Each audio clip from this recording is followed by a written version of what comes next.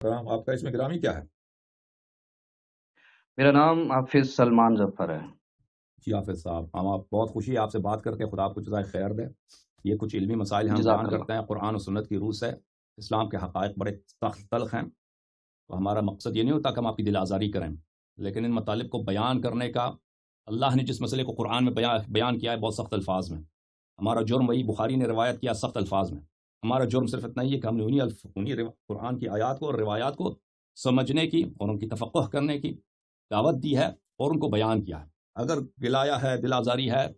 تو میں کیا کروں؟ میرا کوئی اس میں جرم نہیں ہے، میں نے صرف اللہ کا کلام اور رسول پاک صلی اللہ علیہ وسلم کی حدیث آپ کی خدمت میں پیش کی ہے، اور آپ کی اپنی کوئی ایک بھی شیعہ کتاب کا ذکر نہیں کیا، سب آپ لوگوں کی کتابوں سے ذکر کیا ہے۔ بہرحال میں آپ کی خدمت میں حاضر ہوں، آپ سورہ حجرات کے متعلق ہو جی یا جی کوئی کسی بھی مسئلے پہ کوئی میں اعتراض ہو، میں آپ کی سمجھ رہا خدمت ہوں میں حاضر ہوں۔ میں سمجھ رہا ہوں آپ جس انداز سے بخاری اور مسلم وغیرہ سنا رہے ہیں، تو یہ جو اس ابھی کے سیشن میں آپ نے تان شروع کیے ہیں صحابہ کرام علیہم السلام علیہم الرضوان پر، صرف بخاری شریف کے حوالے سے جہاں سے آپ نے یہ حدیث بیان کی ہے ابو بکر عمر کے بارے میں، اس کے آگے اگر آپ حدیث کو کمپلیٹ کرتے جہاں پہ نیچے یہ ذکر کیا گیا ہے اسی حدیث میں، یعنی 4845 نمبر حدیث ہے بخاری کی، اس کے اندر یہ بھی بتا دیا گیا ہے کہ اس حکم کے نزول کے بعد عمر، جن کو آپ ثابت کرنا چاہ رہے ہیں پتہ نہیں کیا کچھ، وہ اس قدر آہستہ آواز سے کلام کرتے تھے کہ بعض اوقات نبی صلی اللہ تعالیٰ علیہ وسلم کو پوچھنا پڑتا تھا کہ عمر آپ نے کیا کہا۔ نہیں، یہ اس کا ہم کسی نے پڑھا تھا، مزید آپ آج نے پہلی سنا نہیں، دفعہ ہے ہم نے تو اس کو بڑا بیان کیا تھا، اور اس میں عمر کی کوئی تعریف نہیں ہے۔ پہلی بات یہ ہے کہ اس روایت کا نقل کرنے والا عبداللہ ابن زبیر ہے، جو ابو بکر کا پوتا ہے، ٹھیک ہے نا؟ اس نے یہ صرف عمر کے متعلق نقل کیا ہے، ابو بکر میں تو یہ بھی نقل نہیں کیا۔ چلیں، عمر میں یہ اتنی بات ہے، اس روایت کے بعد اس نے آواز اتنی اونچی کرتے تھے کہ نبی کریم صلی اللہ علیہ وسلم کو سنائی نہیں دیتا تھا، ٹھیک ہے نا؟ عمر ابو بکر کے متعلق تو یہ بھی صفائی آپ کے پاس نہیں ہے نا، یہ صفائی صرف عمر کے متعلق ہے۔ دوسری بات یہ بھی کوئی تعریف نہیں ہے، یہ بھی کوئی اچھی بات نہیں ہے، یہ دنیا میں کہیں بھی چلے جائیں، اس ٹاپک پہ ہمیں بات ہی نہیں کرنی۔ آپ کوئی جواب ہے بھی نہیں نا، آپ نے بات کی تو جواب سن لیں۔ وہ ابھی میں آپ سے نہیں جواب کا مطالبہ نہیں کر رہا ہوں، لیکن نہیں مجھے میں جواب دینے کا حق ہے۔ یہ دنیا میں کسی بھی تہذیب میں، کسی بھی جی دیں آپ۔ ثقافت میں، نہ اسلام میں نہ اہل کفر میں یہ کوئی ادب ہے کہ آپ اتنی دھیمی بات کریں کہ سامنے والے کو سنائی نہ دے، اور اس کو بار بار پوچھنا پڑے، ہر دفعہ پوچھنا پڑے کہ آپ کیا کہہ رہے ہیں، ٹھیک ہے نا؟ یہ بھی اذیت ہے۔ یہ صفائی آپ کا صرف ابو بکر کے لیے نہیں، صرف عمر کے لیے ہے، اور یہ بھی ایک طرح سے توہین ہے، اذیت ہے پیغمبر صلی اللہ علیہ وسلم کی، کیونکہ دنیا میں اس طرح کہیں نہیں ہے۔ مثلا کوئی صدر کے پاس جاتا ہے، وزیر اعظم کے پاس جاتا ہے، دنیا میں اس طرح رسم ہے کہ آپ اتنی دھیمی آواز سے بات کریں اسے، اس کو سنائی نہ دے کہ وہ پوچھے کہ بھئی آپ کیا کہہ رہے ہیں۔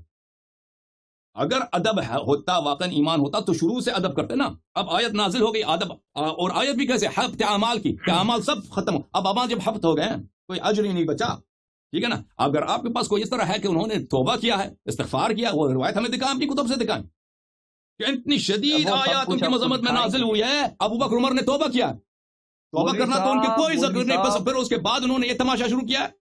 کہ بھائی نبی کریم صلی اللہ علیہ وسلم کو اس طریقے سے اذیت کرو کہ آواز اس سے بات کرو کہ ان کو سنا۔ اول تو سب سے پہلی بات تو یہ کہ دیکھیں اس واقعے کے ذیل میں جو آپ بخاری کر رہے ہیں، آپ بخاری کو اگر غور سے دیکھا ہو تو بخاری کے اندر جو یہ واقعہ آیا ہے، یہ واقعہ ہے کہ یہ ان کی عادت نہیں تھی، بلکہ ایک موقع کے اوپر جب ان لوگوں نے بنی تمیم کا وفد آیا تھا، اس وفد کی نگرانی سونپنے کے اوپر جب بات چلی تو پھر جو ہے نا وہ اس میں جو ہے نا ان کا تھوڑا سا آپس کے اندر اختلاف ہوا، اور اختلاف جو ہو گیا اس اختلاف کی بنا پر ان کی آوازیں بلند ہوئی، اور وہ آوازیں جو تھی وہ رسول اللہ صلی اللہ علیہ وسلم کے سامنے اونچی ہوئی، نہ کہ ان کا دستور اور معمول تھا کہ وہ ہر وقت اس طرح سے کرتے ہو۔ ایسا کہیں پہ بھی اس روایت سے ثابت نہیں ہو رہا ہے کہ یہ ان کی عادت تھی کہ یہ ہر وقت اس طریقے سے کرتے تھے، بلکہ یہ ایک اتفاقی طور پر واقعہ ہوا تھا، اور اتفاقی طور پر واقعہ ہو جانے کے بعد مواخذہ نہیں ہوتا، غلطی سے ہوا تھا۔ اور بلکہ اس طرح جو نحویین ہیں ان نے کہا ہے کہ ان تحبط اعمالکم کے بعد جو ہے نا اللہ تحبط اعمالکم، کہ تمہارے اعمال کہیں غارت نہ ہو جائیں۔ آپ جو یہ دعویٰ کر رہے ہیں کہ اس سے اعمال غارت ہو جائیں گے، اور غارت ہو گئے ان کے اعمال، تو اب کیا فائدہ آواز نیچی کرنے کا؟ تو سب سے پہلی بات یہ کہ اعمال غارت نہیں ہوئے، اعمال غارت ہوئے نہیں ہیں۔ اور یہاں پر قاعدہ آپ کو اگر نحو کا قاعدہ پتہ ہو تو یہ اس کے تحت جو ہے نا معذوف مانا جائے گا۔ دوسری بات کہ آپ یہ دعویٰ کر رہے ہیں کہ حضرت عمر رضی اللہ تعالیٰ عنہ جو اس طرح سے ہلکی آواز کے اندر بات کرتے تھے، یہ جو ہے گستاخی ہے، اور اس کو کسی بھی دنیا کی تہذیب کے اندر جو ہے نا اس کو ادب نہیں کہا جاتا، اور یہ ان کی تعریف نہیں ہے۔ تو سب سے پہلی بات یہ ہے کہ صحابہ کرام کی اضطراری حالتیں ہوتی ہیں، اور صحابہ کرام کے اوپر خوف اتنا اس قدر طاری ہو جاتا ہے کہ بسا اوقات ان سے اس قسم کی تمام تر جو چیزیں ہوتی ہیں وہ ادب کو ملحوظ خاطر رکھنے کی وجہ سے ہوتی ہیں۔ اگر اسی طریقے سے کہا جائے، اگر آپ یہ بے ادبی کے قاعدے بنا لیں گے اس کو، تو حضرت علی رضی اللہ تعالیٰ عنہ کو جب رسول اللہ صلی اللہ علیہ وسلم نے حدیبیہ کے موقع پر نزدیک تو سارے صحابہ ایک جیسے ہیں، آپ کا اگر یہ قاعدہ لے لیا جائے نا کہ اس چیز کے اوپر اگر آپ جو ہے نا ان اضطراری حالات کے اوپر بھی جو ہے نا جب خوف طاری ہو جائے اور یا ایک محبت کی کیفیت طاری ہو اور اس میں ایک بندے سے ایک کام ہو اور اس پہ آپ گستاخی کا فتویٰ لگا رہے ہو، تو پھر حضرت علی رضی اللہ تعالیٰ عنہ پر بھی گستاخی کا فتویٰ اسی طرح سے لگانا پڑے گا آپ لوگوں کو، پھر آپ لگائیں۔ یا پھر ایک غلطی سے کام ہو جائے اور اس کی پھر جو ہے نا توبہ بھی اتر آئے اور اللہ تبارک و تعالیٰ کی طرف سے معافی بھی ہو جائے، یا غلطی سے کام ہو جائے اور اس کے بعد اس غلطی سے کیے گئے عمل کے اوپر اللہ کا رسول یہ بتائے کہ اگر ایسا کیا آئندہ کے بعد تو اس کا اتنا بڑا گناہ ہوگا، تو پھر حضرت علی رضی اللہ تعالیٰ عنہ کے بارے میں جو آتا ہے کہ حضرت علی رضی اللہ تعالیٰ عنہ کی لڑائی ہوئی حضرت اماں فاطمہ سے، اور حضرت علی رضی اللہ تعالیٰ عنہ جا کر مسجد نبوی میں لیٹ گئے، قمیض اتاری ہوئی تھی، حضرت حضور اکرم صلی اللہ علیہ وسلم گھر پر آئے، پوچھا حضرت فاطمہ رضی اللہ تعالیٰ عنہ سے، اور پوچھنے کے بعد جب پوچھا تو بتایا کہ بھئی وہ مسجد میں ناراض ہو کر گئے ہیں، اور ادھر جا کر جو ہے نا حضرت نے ان کو جا کر جو ہے نا کہا کہ کم یا ابا تراب، کم یا ابا تراب، اور ان کے کمر سے مٹی صاف کرنے لگے، اور حضرت علی کھڑے ہوئے۔ تو یہاں پر حضرت علی رضی اللہ تعالیٰ عنہ نے حضرت فاطمہ رضی اللہ تعالیٰ عنہ سے جھگڑا کیا تھا۔ اس جھگڑے کی بنا پر اگر آپ کا قاعدہ لگایا جائے تو حضرت فاطمہ کے بارے میں حضور اکرم صلی اللہ علیہ وسلم نے یہ بھی فرمایا ایک جگہ پر کہ الفاطمہ بضعۃ منی، کہ فاطمہ میرے جگر کا ٹکڑا ہے، اس کو جو تکلیف دے گا اس نے مجھے تکلیف دی۔ تو یہی بات ہو گئی، تو پھر حضرت علی رضی اللہ تعالیٰ عنہ نے ایک طریقے سے جھگڑا کیا، انہیں تکلیف دی، تو گویا انہوں نے کیا رسول اللہ صلی اللہ علیہ وسلم کو تکلیف دی، یہ اس کے بعد کا حکم ہے۔ اور اسی طریقے سے حضرت علی رضی اللہ تعالیٰ عنہ کے بارے میں یہ روایت ہے کہ حضرت علی رضی اللہ تعالیٰ عنہ نے فرمایا تھا کہ میں شادی کر رہا ہوں دوسری، تو اللہ کے رسول نے اس موقع پہ فرمایا تھا کہ فاطمہ میرے دل کا ٹکڑا ہے، اگر اس کو جو تکلیف دے گا اس نے گویا مجھے تکلیف دی۔ اگر آپ کا یہ قاعدہ لگایا جائے اس جگہ پر تو پھر تو مطلب یہ کہ حضرت علی رضی اللہ تعالیٰ عنہ نے رسول اللہ کو تکلیف دی، اور اللہ کے رسول کو تکلیف دینے والا کون ہوتا ہے؟ میں نہیں کہتا ہوں خدا نہ خواستہ ایسا کہ میں کہوں حضرت علی رضی اللہ تعالیٰ عنہ کے بارے میں، لیکن آپ لوگ جو کہہ رہے ہو اس کی بنا پر اگر آپ لوگوں کی بات کو مان لیا جائے تو پھر یہ تمام چیزیں ادھر جو ہے نا وہ لاگو ہو جاتی ہے۔ باقی رہی بات آپ کا یہ دعویٰ کہ آپ نے حضرت ابوبکر صدیق رضی اللہ تعالیٰ عنہ کے لیے تو یہ ثابت کر دیا، حضرت عمر کے لیے تو ثابت کیا ہے کہ چلو وہ خاموشی سے بات کیا کرتے تھے، لیکن حضرت ابوبکر صدیق کے بارے میں نہیں ہے۔ تو یہ بات یاد رکھیں کہ حضرت ابوبکر صدیق رضی اللہ تعالیٰ عنہ کے بارے میں بھی روایت ہے مستدرک للحاکم اور علی شرط المسلم، مسلم کی شرط پر صحیح حدیث بیان کرتے ہیں کہ جب یہ آیت نازل ہوئی کہ ان الذین یغضون اصواتهم عند رسول اللہ، تو حضرت ابوبکر صدیق رضی اللہ تعالیٰ عنہ نے فرمایا تھا کہ یا رسول اللہ لا اکلمک الا کاخ السرار حتی القی اللہ، کہ یا رسول اللہ میں آپ سے آئندہ کے بعد سرگوشی کرنے والے کی طرح ہی بات کروں گا، ایسے جو بات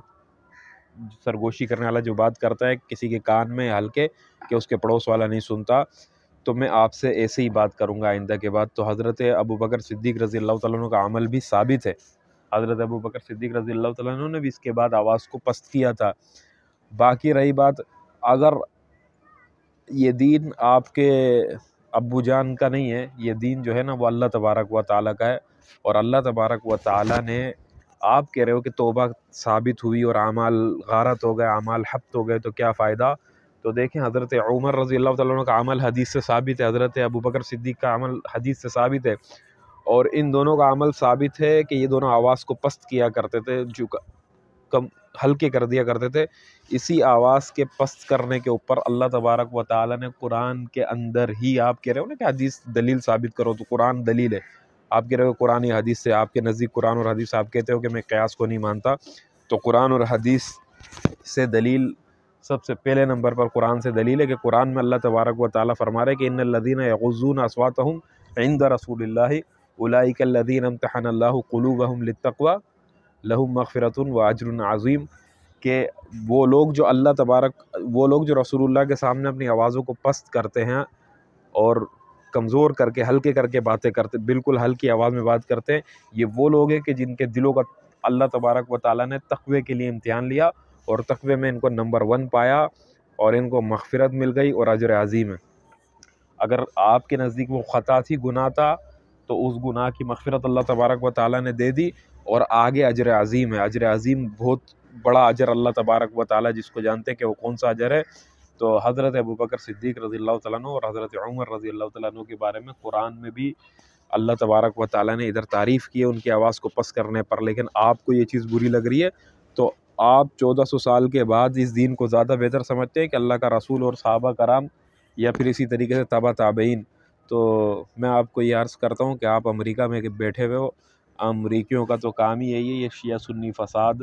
پاکستان کے اندر برپا کرنا اور اس قسم کے لوگوں کو فنڈنگ کرنا اور ان کو جو ہے نا اس چیز کے اوپر آمادہ کرنا کہ وہ پاکستان کے اندر اس چیز کو ہوا دیں۔ لہٰذا آپ جو ہے اہل سنت والجماعت کو اس طریقے کی چیلنجز کرنا چھوڑ دیں۔ ہم لوگوں نے چوڑیاں نہیں پہنی، ہمارے پاس بھی ایسے بندے بیٹھے ہیں جو آپ کا منہ بند کرنا جانتے ہیں۔